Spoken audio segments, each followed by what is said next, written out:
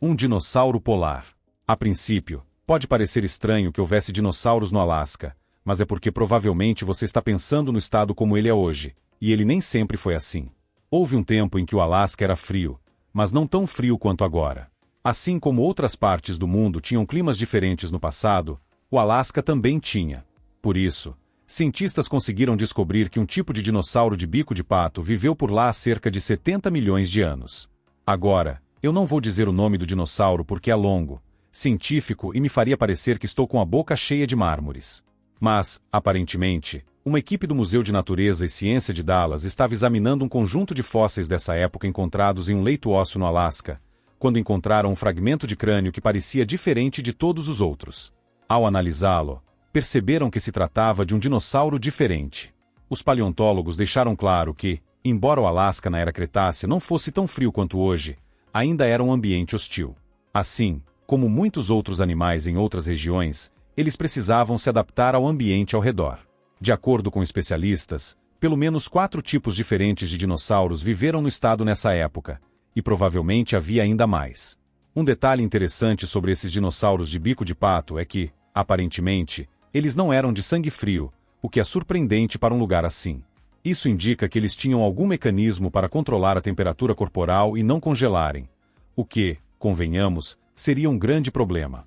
De qualquer forma, é fascinante saber que dinossauros viveram no Alasca, e isso faz a gente se perguntar que outros tipos de criaturas pré-históricas ainda podem estar enterradas no gelo. Afinal, muitas coisas vivem no Alasca hoje, e aparentemente isso também era verdade no passado. Lago de metano. Ao ouvir que existe um lago no Alasca, pode não parecer nada de estranho.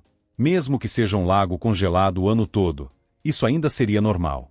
Mas os lagos dos quais estou falando agora vêm se formando lentamente na região devido ao derretimento do permafrost, o solo congelado permanente. E o que acontece então?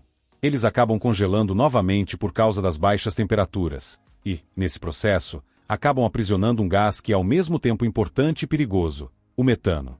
Esses chamados lagos termocarstíticos são encontrados em várias regiões do Ártico, América do Norte, Norte da Europa e Ásia. E qual é a relação deles com o metano? É simples. Quando uma camada de solo que estava congelada começa a derreter, ela não libera apenas terra e água, ela também libera corpos e plantas que estavam presos ali dentro. Os micro-organismos decompõem essa matéria orgânica e geram metano. Mesmo quando estão congelados, esses lagos não permanecem 100% selados, o que permite que os gases comecem a escapar lentamente. Um dos gases liberados é o metano, mas também há outros, como o dióxido de carbono. E isso pode ser um grande problema, pois se esses lagos começarem a liberar metano em grande quantidade, eles também estão liberando gases do efeito estufa no ar, e acredita-se que os gases do efeito estufa contribuam para o aquecimento global e as mudanças climáticas. Agora, imagine vários lagos espalhados pelo Alasca, Yukon e outros lugares liberando constantemente esses fluxos de metano de forma constante. Isso se torna algo realmente ruim para as pessoas. O permafrost está derretendo e causando a formação desses lagos em primeiro lugar, por causa do aumento das temperaturas globais. Então, o aquecimento do planeta está causando mais mal do que bem.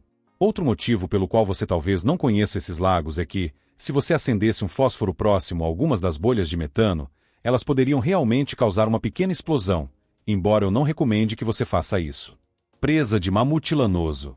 Uma das descobertas clássicas que você esperaria de escavações arqueológicas focadas nas descobertas da Era do Gelo é a de partes do corpo de um mamute lanoso. Essas são criaturas clássicas daquela época, e estão aparecendo em muito mais lugares hoje do que nunca antes. No Alasca, uma presa especial de um mamute lanoso foi descoberta, revelando várias coisas interessantes.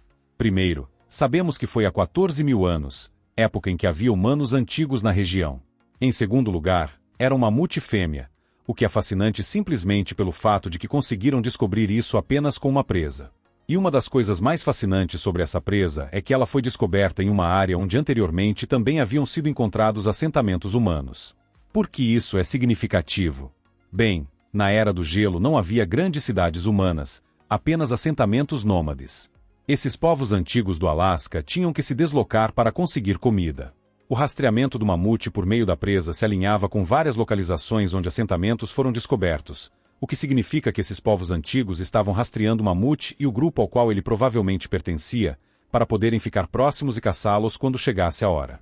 É uma estratégia de caça bem básica. Se você pensar bem, ou você espera que a comida venha até você, ou você segue para onde a comida está indo.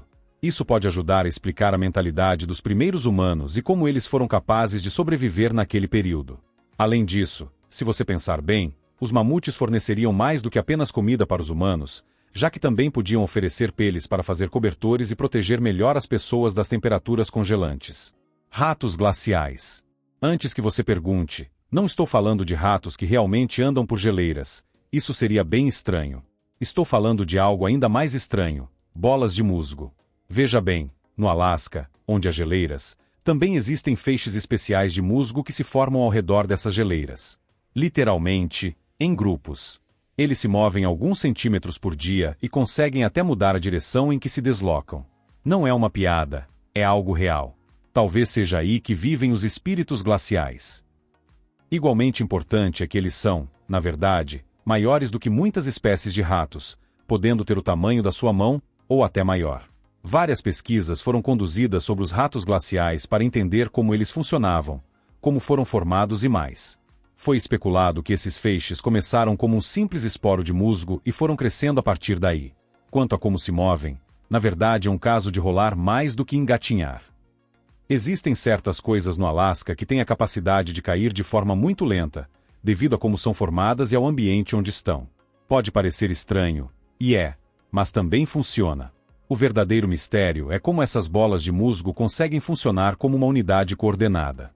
Você pensaria que é porque seguem a inclinação da geleira, e assim, todos se movem na mesma direção. Exceto que os pesquisadores descobriram que todos começaram indo numa direção que seguia esse fluxo, e então simplesmente mudaram e foram para uma direção totalmente diferente. Por que fizeram isso? Ninguém sabe ao certo. E é isso que torna tudo tão interessante e simplesmente esquisito. Isso só mostra que o Alasca ainda tem algumas surpresas esperando para serem descobertas.